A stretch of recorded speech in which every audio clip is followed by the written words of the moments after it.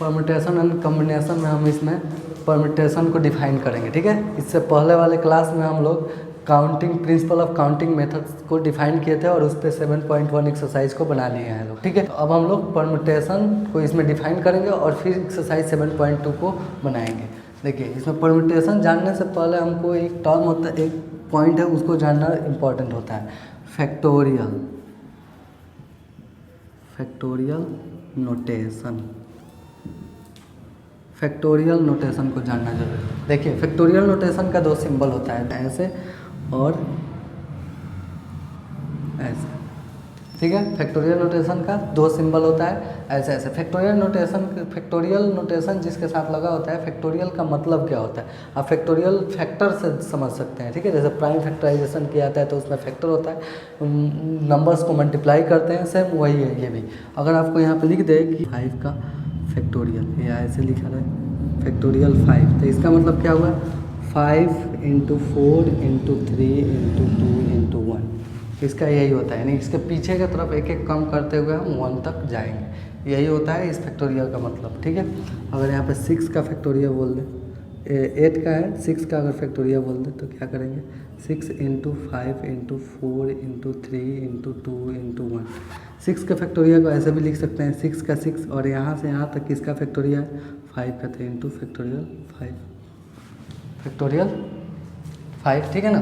तो इस तरह से हम लिख सकते हैं। यानी अगर n का फैक्टोरियल हमको लिखना हो तो हम क्या लिख सकते हैं, n × n-1 का फैक्टोरियल, ठीक है। या ऐसे भी लिख सकते हैं n × n-1 का फैक्टोरियल। इस सिंबल का यूज़ कीजिए या इस सिंबल का, दोनों सेम ही है।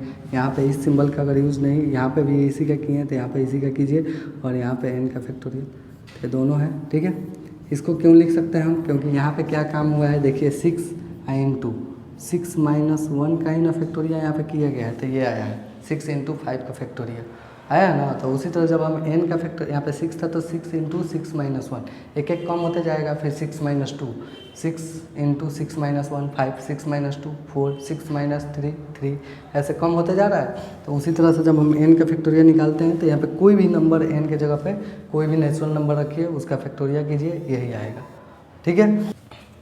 अब देखिए परम्यूटेशन होता क्या है, उसको पहले अब हम लोग डिफाइन करेंगे। तो हमारा फैक्टोरियल हो गया, फैक्टोरियल का कुछ यहाँ पर जो इम्पोर्टेंट पार्ट है उसको लिख दे रहे हैं, n × n-1 फैक्टोरियल, इसको ऐसे भी लिखते हैं to n-1। अब चलिए यहाँ पे परम्यूटेशन ले लेते हैं।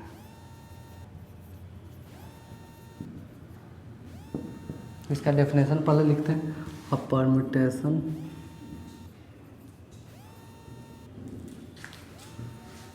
is an arrangement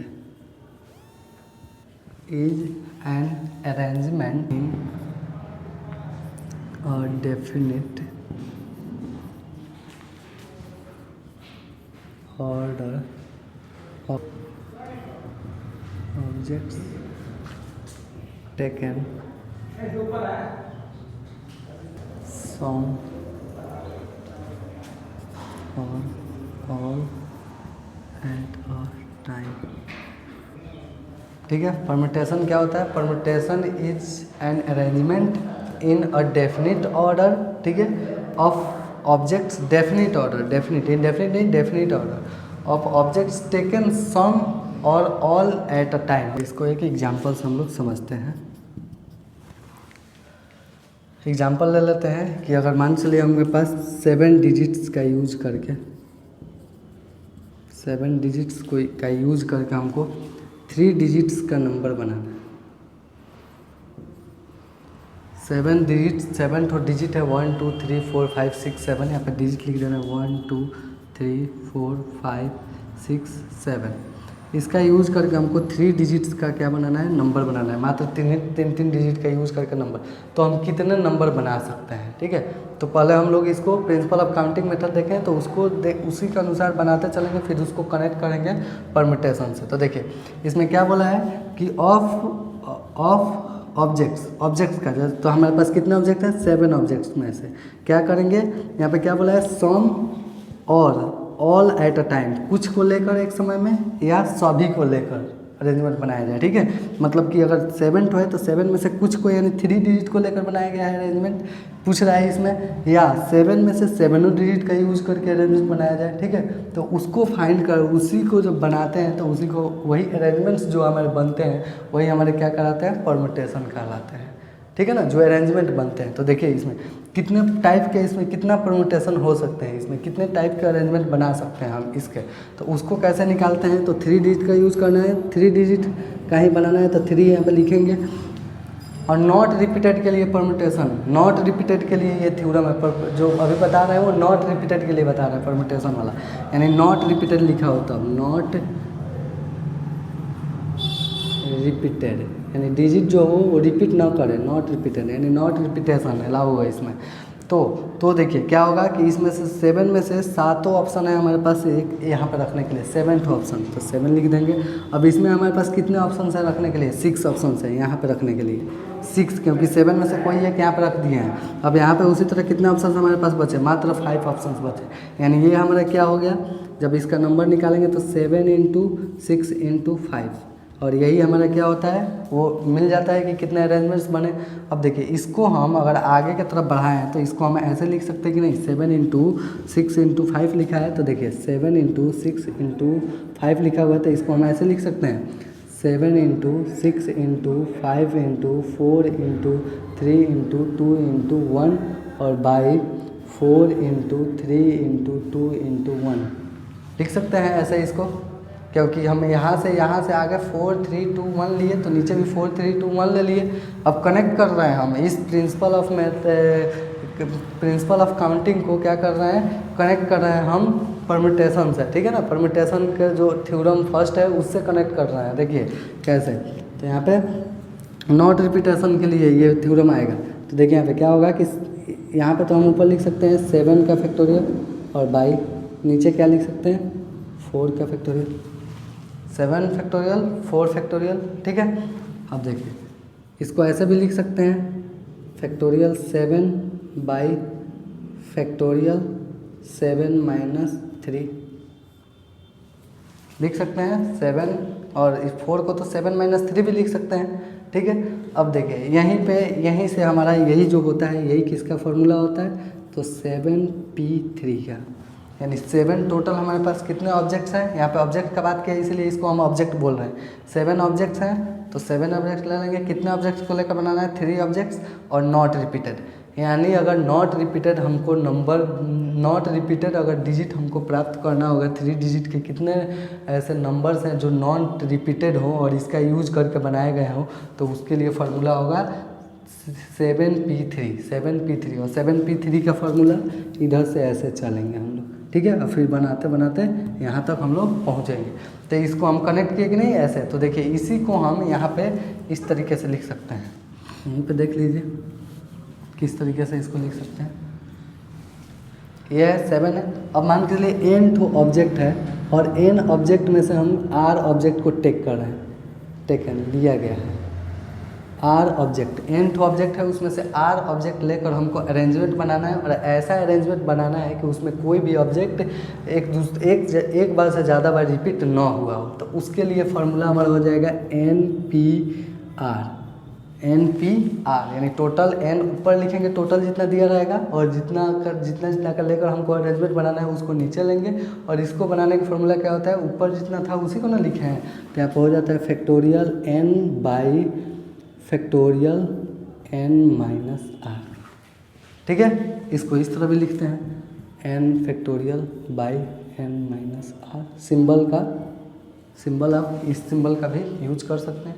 तो ये हमारा हो गया फार्मूला परम्यूटेशन निकालने का, किसके लिए, जब डिजिट यानी इसमें जो भी डिजिट होंगे इस तरह का अरेंजमेंट की संख्या निकलेगा, तो वो कैसे अरेंजमेंट होंगे कि उसमें रिपीट नहीं किए हों, ऑब्जेक्ट जो हों वो एक बार से दूसरे बार रिपीट नहीं किए हो, तो उसको निकालने का फार्मूला ये होता है। इसी को थ्योरम फर्स्ट बोलते हैं, थ्योरम फर्स्ट। यही थ्योरम फर्स्ट परमुटेशन से होते हुए ऐसे जाता है। और हम लोग तो फैक्टोरियल पढ़े हैं, फैक्टोरियल नोटेशन, बस इसका कॉन्सेप्ट जान गए तो इससे हम लोग 7.2 एक्सरसाइज बना सकते हैं, ठीक है। लेकिन उसके आगे वाले जब एक्सरसाइज में हम जाएंगे तो इस सब का भी यूज करना होगा। तो हम यहाँ पे परमुटेशन, चूँकि हम यहाँ पे परमुटेशन क्या किए, डिफाइन किए, इसलिए हम परमुटेशन के सहायता से परमुटेशन का आप लोग को समझाने के लिए इसको बनाते गए तो हमको थ्योरम फर्स्ट मिल गया। और इसको अगले क्लास में हम इसको ड्राइव भी करेंगे। तब हम इसमें और भी बहुत सारे थ्योरम इसमें पढ़ेंगे, कैसे कैसे परमुटेशन का और यूज़ कैसे करेंगे। अगर रिपीटेड होगा तो उसमें क्या रूल लगाएंगे हम लोग, नॉट रिपीटेड के लिए होगा। तब तक के लिए हम जो फैक्टोरियल नोटेशन आप लोग को बताए हैं, इससे आप लोग एक्सरसाइज 7.2 कंप्लीट कर लीजिए, ठीक है। तो अभी 7.2 देख लेते हैं। तो इसमें हम लोग 7.2 को देखते हैं, एक्सरसाइज 7.2 एनसीईआरटी की बुक है, पता है ना आप लोगों को, एनसीईआरटी का एक्सरसाइज 7.2 है, 11th क्लास का, वही फर्स्ट 8 का फैक्टोरियल, फिर यहाँ पे सेकंड दिया हुआ है 4 का फैक्टोरियल माइनस 3 का फैक्टोरियल। इसी सिंबल का यूज किया है इस क्वेश्चन में। फर्स्ट देखिए 8 का फैक्टोरियल हम तो आसानी से बना लेंगे, 8 × 7 × 6 × 5 × 4 3 × 2 × 1। इसका बनाने का तरीका क्या होगा, इसको हम लिख सकते हैं 4 × 3 का फैक्टोरियल, लिख सकते हैं कि नहीं, 4 × 3 का फैक्टोरियल, क्योंकि 4 3 2 1, तो फिर 3 का फैक्टोरियल यहाँ से चालू होगा और माइनस 3 का फैक्टोरियल। तब देखिए दोनों में 3 का फैक्टोरियल है तो कॉमन ले लेंगे 3 का फैक्टोरियल। यहाँ पर हमारा कितना बचेगा, 4 - 1, यानी 3 का फैक्टोरियल, तो 3 × 2 × 1 हो गया 3 का फैक्टोरियल, और इंटू 4 में से 1 जाएगा तो हमारा कितना बचेगा, 3। अब इसको मल्टीप्लाई करेंगे, 3 3 जा 9, 9 2 जा 18, ठीक है। या इसको इस तरह से, अगर ये आपको कॉमन लेने में दिक्कत हो रहा है तो आप डायरेक्ट इसको इस तरह से बना लीजिए। 4 का फैक्टोरियल है तो 4 × 3 × 2 × 1, और माइनस 3 का फैक्टोरियल तो 3 × 2 × 1। अब इसको मल्टीप्लाई कर लीजिए, 4 3 जा 12, 2 जा 24, माइनस 3 2 जा 6, और इसको सब्ट्रैक्ट कर लीजिए तो कितना आ गया, 18। तो आप इस मेथड से बनाइए या ऐसे कॉमन लेकर बनाइए, ठीक है। अब देखिए यहाँ पे बोला है सेकंड नंबर कि इज 3 का फैक्टोरियल प्लस 4 का फैक्टोरियल इजकल टू 7 का फैक्टोरियल। क्या ये इक्वल होता है, तो 3 का फैक्टोरियल प्लस 4 का फैक्टोरियल हम निकालेंगे और ऐड करेंगे 7 के फैक्टोरियल के बराबर आ रहा है कि नहीं। नहीं, अगर आ गया तो ठीक है, बोल देंगे यस, नहीं आएगा तो नो। तो LHS लेंगे, LHS हमारा कितना है, 3 का फैक्टोरियल प्लस 4 का फैक्टोरियल। तो 3 का फैक्टोरियल क्या हो जाएगा, 3 × 2 × 1, 4 का हो जाएगा 4 × 3 × 2 × 1, 3 2 जा 6 1, 4 3 जा 12, 2 जा 24, 1 जा 24 ही ना होगा, दोनों को ऐड करेंगे कितना हो जाएगा, 30। अब हम निकालेंगे RHS में, RHS हमारे पास क्या है, 7 का फैक्टोरियल, इसको करेंगे 7 × 3 6 × 5 × 4 × 3 2 1, करो 7 6 जा 42, 42 5 जा, ये तो यहीं पे लग रहा है कि इससे बड़ा आ गया, क्योंकि 7 2 जा 7 6 जा 42 ही आ गया।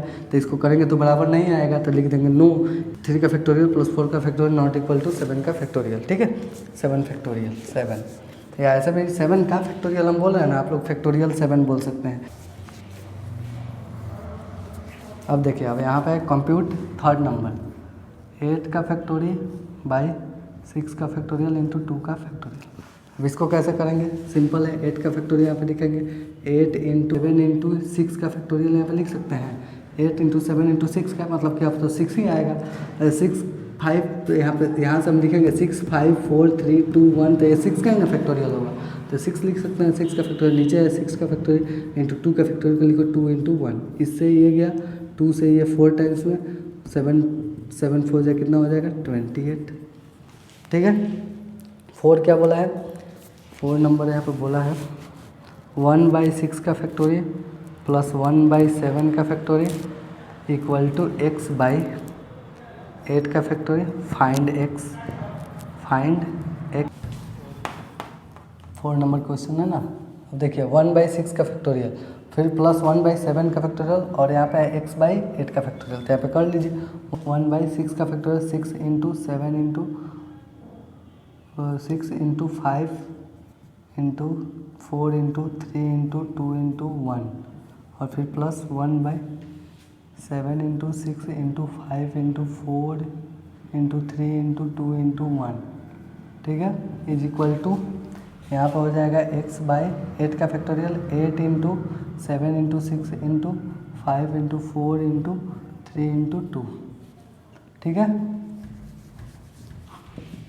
और फटाफट इसको क्या करेंगे, एलसीएम निकाल लेंगे, या हमको इतना बड़ा लिखने की ज़रूरत नहीं था। अगर एलसीएम निकालना होता तो हम यहाँ पे 6 का फैक्टोरियल, सब का एलसीएम कितना हो जाएगा बताइए। तो यहाँ पे 6 का फैक्टोरियल है 6 into 5 into 4 into 3 into 2 into 1। इसको लिखना भी इंपॉर्टेंट है। यहाँ पे देखिए, तो ये भी यहाँ पे है कि नहीं, मौजूद है कि नहीं इसमें, यानी दोनों का फैक्टोरियल, दोनों का अगर हम एलसीएम निकालते हैं तो एलसीएम में क्या होता है, जो दोनों में मिलता है उसको तो लिखते ही हैं, जो नहीं मिलता है उसको भी लिखते हैं। हम लोग 10th क्लास में पढ़े हैं, ऐसे फैक्टर टाइप का दिया रहता है।